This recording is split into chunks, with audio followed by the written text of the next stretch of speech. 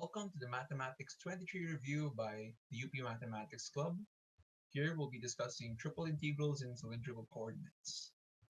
So let's just write down what these cylindrical coordinates are first. So if in Cartesian you have x, y, z, in cylindrical that becomes r theta, r theta, and still z. So it's sort of like polar coordinates, but then you have an addition of z. So in these cylindrical coordinates, our dv is not dx, dy, dz, but it is now equal to r dr d theta, which you'll recognize from polar coordinates, dz. So it's just an extension of polar coordinates to 3 dimensions. And it allows us to evaluate triple integrals over different kinds of surfaces in a much easier way. So now that we've introduced cylindrical coordinates, let's move on to some problems. So our first problem is to set up an iterated triple integral in cylindrical coordinates for this solid. So again, before I discuss, I'll pause. You guys can pause and think about the solution to this problem. So now that you've given it some thought, I'll try drawing this, but really quickly, because I think the figure is a lot more helpful here. So we have our coordinates. We'll draw it in Cartesian for now, because the functions are given to us in Cartesian. So in the first octant, so it's first we have this cylinder centered at the origin, the circular cylinder centered at the origin. It's this one. That's a circular cylinder centered at the origin, because x squared plus y squared equals 1 is a circle. So it looks something like this. And then we have this one, which is also a circular cylinder, but centered at 1. So let me undo that. And let's use green. So it would be something like this.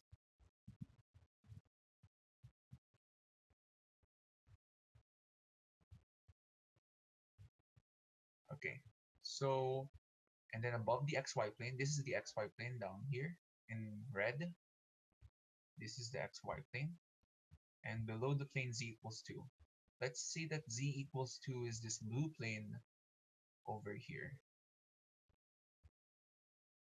So our solid is outside the black cylinder and inside the green cylinder. So it's this maroon thing over here. Okay, if that drawing wasn't clear enough, thankfully we have a figure. Okay, so what we want is this one. This purple cylinder is our x minus 1 plus x minus 1 squared plus y squared equals 1. That's our purple cylinder. And we want the area outside of this yellow cylinder, but inside the purple cylinder. So again, in maroon, it's this area under the cyan, under the light blue plane. So we want that area. Okay, so now we've drawn the figure. Let's think about the bounds. For z, it's actually pretty simple because z is just bounded by 2 planes. The xy plane, or z equals 0, and then the z equals 2 plane. So z is just in between 0 and 2. Now, what's more interesting is how will we do the xy, or in this case, the polar projection. So let's move on to the next slide. So we need to project these two cylinders onto the xy plane and determine their point of intersection. So how do we project them onto the xy plane? Well, Normally, we would project a surface onto an xy plane by setting z as 0. But in this case, our surfaces actually don't have z, so we can just keep them as is. So x minus 1 squared plus y squared equals 1, x squared plus y squared equals 1. So let's try drawing it first before going into the equations.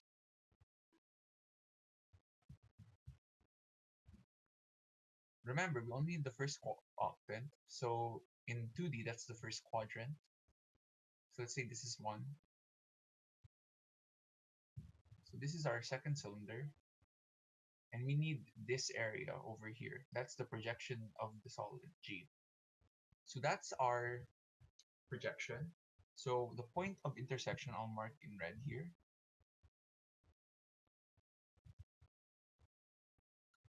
And we just need to find out this point so that we know the bounds. In order to find this point of intersection, we could try solving it in Cartesian, then convert the results into polar. But I think it makes more sense for us to convert into polar and then solve for the point of intersection. Okay, so from previous math courses, you should know that this this x minus 1 quantity squared plus y squared equals 1 is r equals 2 cosine theta. If you want to check it for yourself, simply you just have to expand this and then take x squared plus y squared equals r squared, and also take x to as equal to r cosine theta.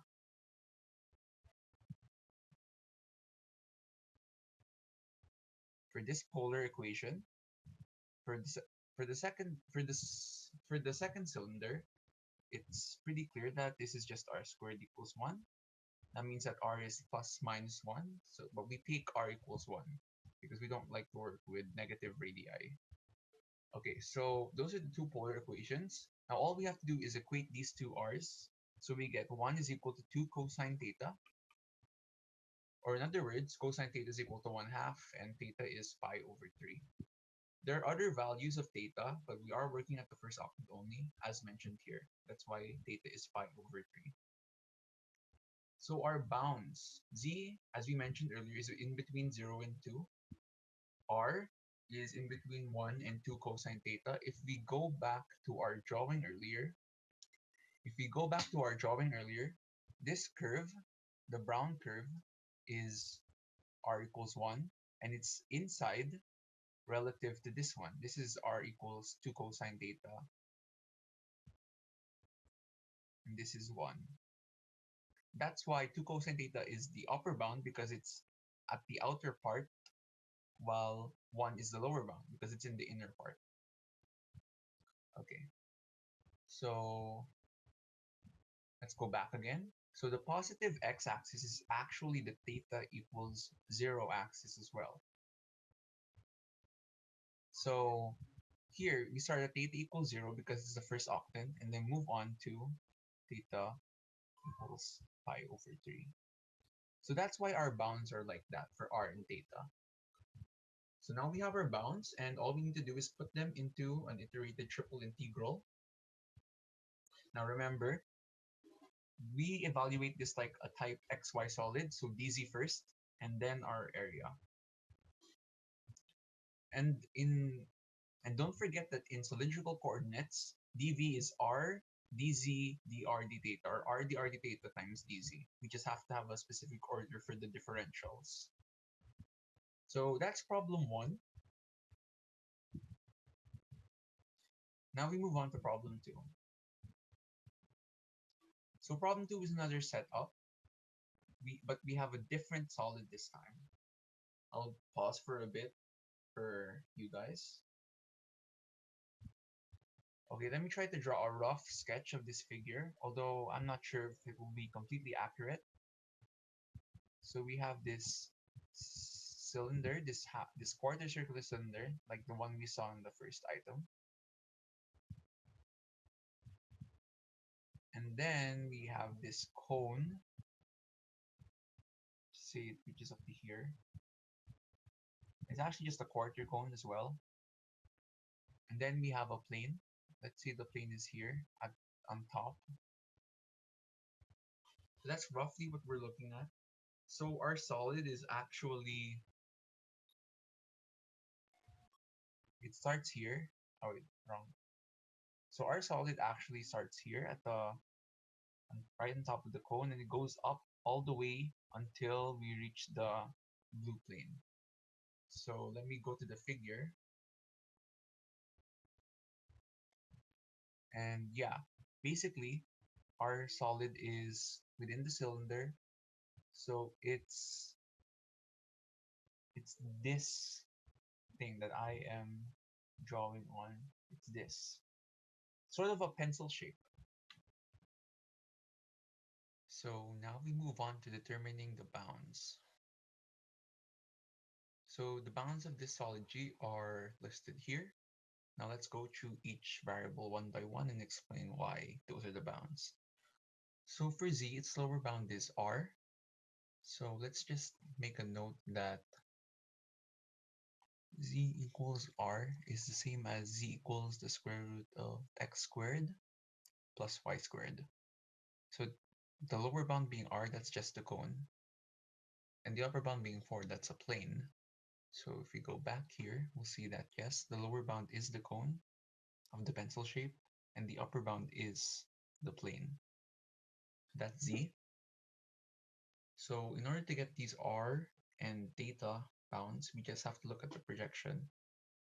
So our thing is a cylinder, meaning that its projection, the projection of x squared plus y squared equals 1 on the xy plane is just x squared plus y squared equals 1, the unit circle.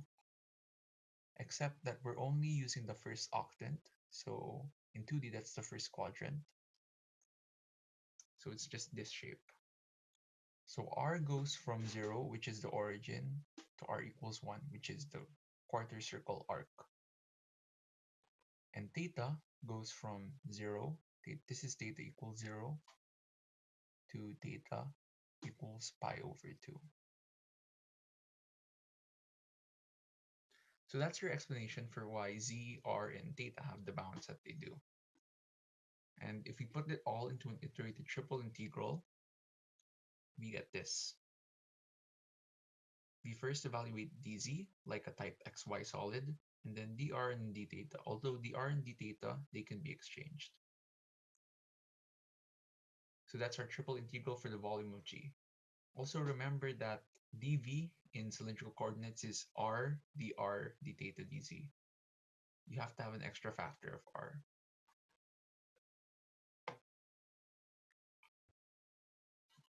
Here, we let G be this solid inside the cylinder above an xy plane below a cone. And we have a density function, meaning that we're trying to evaluate a mass. And this density function is in Cartesian. Now, there's a lot of things to unpack here, so I'll give you some time to pause.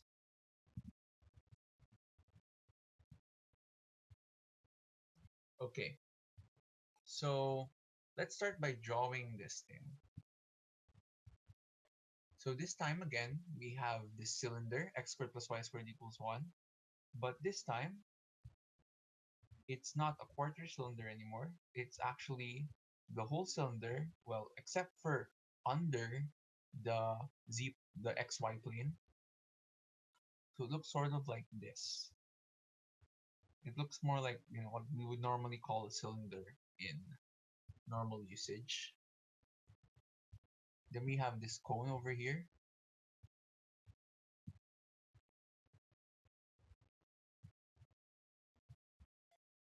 And then we have the xy plane as our final bound. Okay, so our solid is this area under the cylinder, but above this sky blue plane. I'll go to the figure now so that I can draw it clear. So in other words, it's this green area. It's this green volume that I'm about to draw on.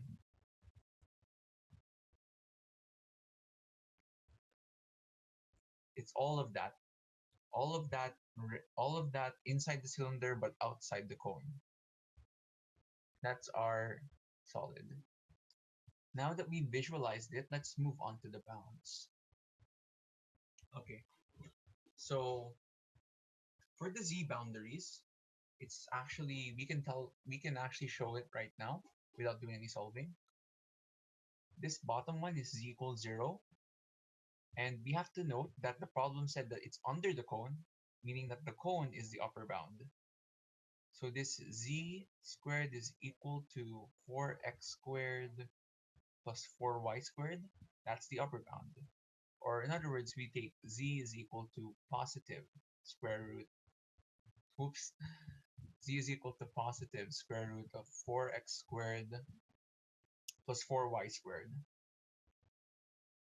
So those are our two bounds. Note that we take the positive z root because we're above the xy plane. And now we get to move on to the r and theta. So in order to solve for r and theta, we need to find this curve of intersection. So we have z squared equals 4x squared plus 4y squared and x squared plus y squared equals 1. We can notice that if we factor out the 4, we get 4 times x squared plus y squared. And the cylinder says that that's equal to 1. So we get z squared is equal to 4 times 1, or 4.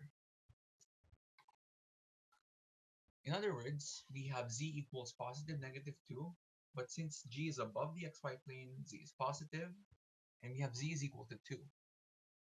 That means that our curve of intersection is given by 2 squared plus 4x squared plus 4y squared, or in other words, x squared plus y squared equals 1.